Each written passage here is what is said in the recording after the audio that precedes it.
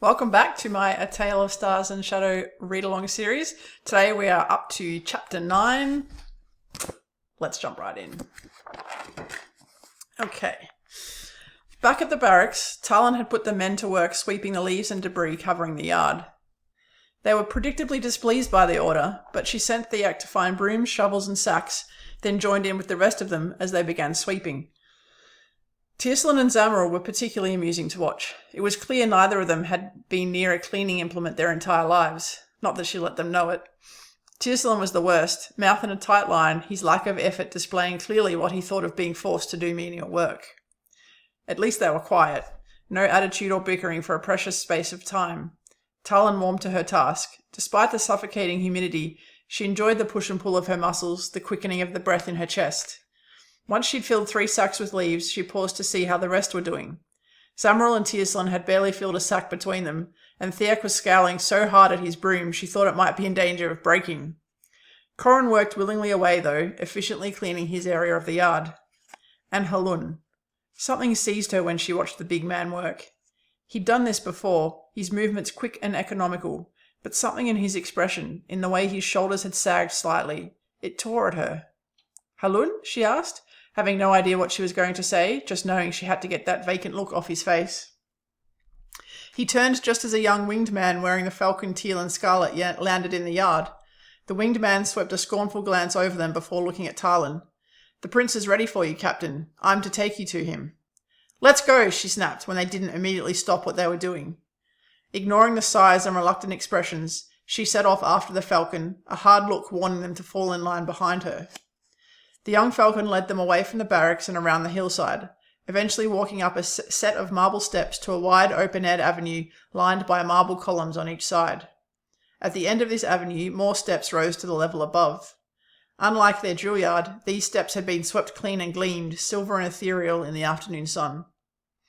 Talyn's eyes widened as they reached the top of the steps and came upon a turquoise pool laid out at their feet, cool and enticing.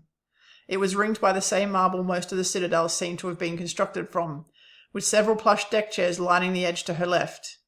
To her right, a railing looked out over Feather Bay, providing a stunning view of the ocean and harbour. "The royal family's private pool," their escort said tersely. "Nobody is permitted to be here outside members of the family and their personal guard details." "Understood," Talyn said, her gaze shifting to a figure leaning casually at the railing. Silver-white wings hung loosely from his back, feathers trailing on the ground. He was the only person in sight, and so must be her new charge, Cuinn a Condor. Curiosity kindled despite her uneasiness over this excitement. Not only was this her charge, but also apparently a member of the Dodonics family she'd never met. She'd only taken a few steps when she realized the others weren't following. A sharp gesture and matching glare had them mutinously trailing after her. Their falcon guide had vanished without a word. The prince turned to face them as they approached, a languidness to the movement that spoke of either disdain or simple lack of energy. For the briefest of moments she was struck dumb, just as she had been on first seeing with Raynar, and again when first seeing one of the winged folk. Silver blonde hair turned rich gold in the sunlight, was swept entirely to the right, falling over his right cheek and jaw and framing an aquiline face that showed no signs of Dunaric's blood and was all winged folk sculpted beauty. He wore an open silk jacket in midnight blue, so perfectly tailored to fit his broad shoulders and lean frame that she wondered momentarily how he got the thing on. Underneath the jacket was nothing but bare chest. Equally fitted breeches in ivory silk completed his attire. His feet were bare. Despite all that carefully accented and tailored beauty, his most arresting feature was his eyes. A deep emerald in colour, they shone brightly, hinting at a merry, mischievous nature. It was this that convinced her he possessed a hint of the same blood that ran through her veins. Those vivid eyes in a shade of green she'd never seen before were all Dunaric's. There was no instant recognition on an instinctive level, though, like she felt with her relatives back at home. When he spoke, his voice was melodious and seductive, rich with warmth and life, and full of awareness of how attractive he was. "I suppose you must be the foreigner." His gaze slid slowly over her. Slowly. "Can't be intrigued. I was expecting a scarred, overly muscled veteran warrior, not this beauty." She almost laughed at the blatant seduction in his voice, thinking of Tarkos's lean body with its hard muscle and collection of small scars. This peacock was nothing even approaching her type. "That's right. I'm Talyn Dynan from Calumnia. You must be Prince Cuinn." Quite the powers of deduction. Amusement tinged that beautiful voice, and then he lifted his eyebrows, looking behind her. And who, may I ask, are all of you? She cleared her throat. I'm sure the Falcon has informed you. We're your new protective guard detail. The amusement moved from his voice to his eyes, veering close to contempt. He told me they were bringing in a foreigner, then muttered something about a wing of humans. I must admit, I tuned out at that point. Ravania can get so deathly boring at times. Her pride flared and she spoke the words before she could bring them back. I'm not just a foreigner, Your Highness. I'm a guard with the King's Shield of the Twin Thrones. What a mouthful, he raised a brow. And only a lonely guard sent. Interesting. The Falcon has assigned me the rank of Captain in Mithraena. She reined her voice back to brisk politeness, soldier to her charge, though this man's condescending manner had her prickling with affront. I see, his lip curled in deeper amusement. How long have you been here? I arrived yesterday morning. Well, I'm sure you'll be wanting to rest after your long trip. You may leave. It was a dismissal, and one delivered with a sublime arrogance that echoed everything she'd felt from her interactions with the winged folk so far. But that didn't matter. She didn't have to like him, just protect him. With your permission, Your Highness, I'd like to introduce you to my wing first. After all, they will be in charge of keeping you safe. The amused grin morphed into a smirk. She was surprised he didn't outright laugh. You want to introduce a Prince of Mithraena to a group of humans, Captain? I recall Ravania blathering something about criminals too. I admit I am the youngest of the royal family, but even so, there are standards. Sock him in the nose, Tal. What a stuck-up, arrogant, sickeningly pretty... Talyn cleared her throat, trying to dislodge Sari's voice, and the amusement that threatened to escape her in a smile. It had always made her laugh when her partner launched into one of her righteously indignant tirades. It didn't help that socking this princeling in the nose was becoming increasingly tempting. But her self-control had always been masterful, and she called upon it now. They're no longer criminals. They've been pardoned, Your Highness. I suppose they have. Cuinn straightened from the railing and cast his eye over the men standing some distance behind Talyn. She fought not to roll her eyes at their stubborn refusal to come closer. Go on then, make it quick. I have somewhere to be. She gritted her teeth, fighting the realization that Cuinn's attitude had stolen control of the situation from her, and persisted after a deep breath. Prince Cuinn, this is Theak Parkson. He recently retired from the city patrol and will be my second.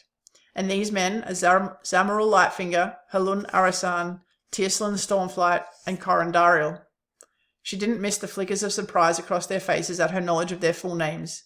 She'd insisted on that information from Ravania before meeting them earlier, but said nothing. I've heard of you, Lightfinger. Once again, Cuinn's smile threatened to shift into an outright chuckle, and she was momentarily concerned she'd have to stop the thief launching himself at the prince.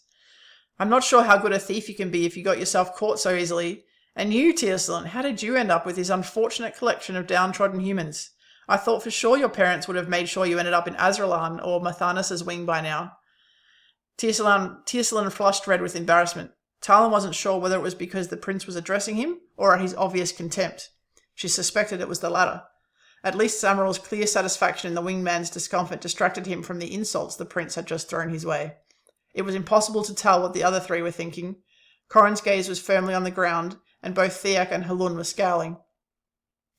I intend to do my best to protect you, Prince Cuinn, Tierslin said with as much dignity as he could muster. It was a graceful response she wasn't sure she'd have been able to manage in his situation. He'd also chosen not to add to or agree with the prince's insults about the humans in his guard. Her gaze lingered a moment on the wingman's pretty features. Maybe there was something in there she could work with. Cuinn turned his attention back to Talyn, boredom now filling his face and voice. There, we've been introduced. Happy now?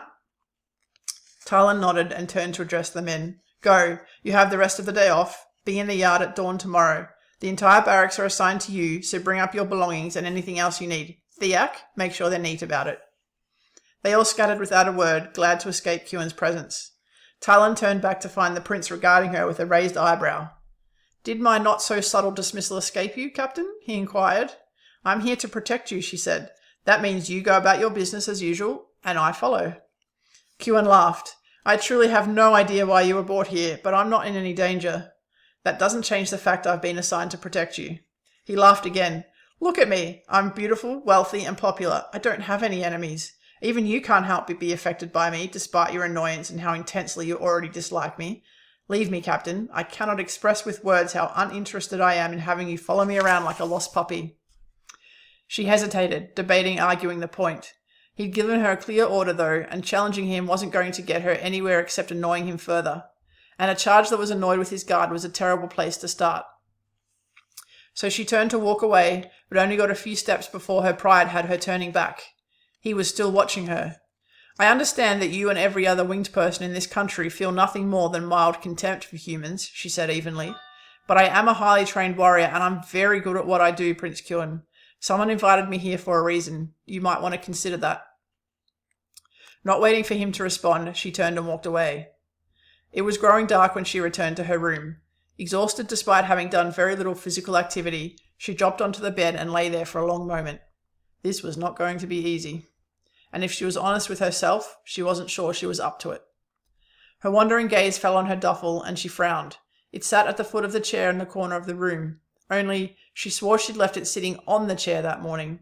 An old back injury had stiffened overnight, and she hadn't wanted to bend all the way to the floor to dig out fresh clothes, so she'd lifted it to the chair. The back of her neck tingling, she rolled off the bed and crossed to her bag. It was closed, just as she'd left it, and when she opened it up, there were no obvious signs that the contents had been rifled through. Even so, her instincts were prickling all through her body. Someone had been in her room. She strode to her front door, bending down to study the lock. It didn't look as if it had been tampered with. But it's a standard basic lock, Tal. Someone trained could have picked that without leaving any marks. We could have done it. And they had, multiple times. Either that or whoever it was had a key. Ravenir promised you had the only key. That doesn't mean someone didn't make a copy without him knowing, or he might have been lying. No, he's an honest man. Talyn let out an exasperated huff. You and your instant instincts about people. We don't know anything about him. Point out one instance where my instincts were wrong. Before Talyn could reply, she was gone. It was always like that. Sari's voice came and went without any rhyme or reason she could detect. And each time it left her in a tumult of despair that the voice wasn't real, that Sari was gone, and sweet relief at the sense of having her partner back. Not to mention the deep, heart-rending fear that maybe something was seriously wrong with her, that she was irrevocably broken. Sari's voice was even stronger since she'd come to Mithrena, and she wondered if that was because she'd left her Dumnorix family behind. It shook her confidence further. What if she couldn't do this? She stood, trying to fight back those despairing thoughts. Digging through her duffel, she pulled out the parchment and ink she brought and sat down at her desk in the main room. She had some planning to do.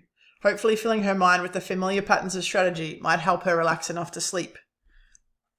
Talyn had originally imagined her role in Mithrena would be to train the members of the royal family's guard details in the specifics of close protection, and had expected to have to somehow work her way to training Cuinn's details specifically. When what she'd been confronted with was so utterly different to her expectations, she wasn't sure what to do. One step at a time, Talyn, she muttered aloud, taking a deep breath. She was going to be leading a wing, not something she'd done before, but definitely something she'd trained for. She just needed to rely on that training. Each King Shield protection unit was formed of warriors with differing but specific skill sets. A talented leader used that to fashion a flexible, adaptive, and highly skilled protection detail. If she ignored the fact she was dealing with a group of mostly untrained men, 5 warriors short of a single 10-warrior King Shield detail, then she had the basics already.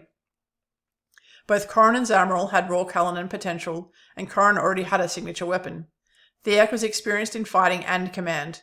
Halun and Tierslin would be more difficult to train to the required skill level, but Tierslin's wings and agility and Halun's brute strength could be an advantage if she focused their training properly.